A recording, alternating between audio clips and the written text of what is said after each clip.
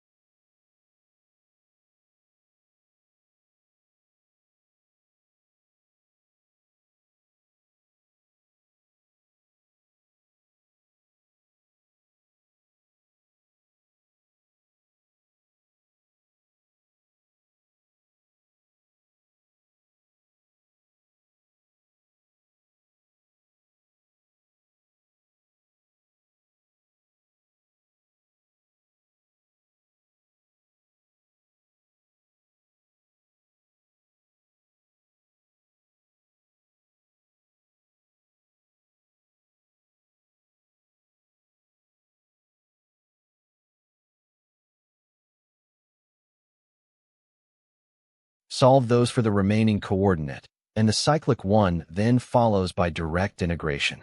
A central field is the classic case. The angle is cyclic, its momentum is the conserved angular momentum, and only radial motion is left.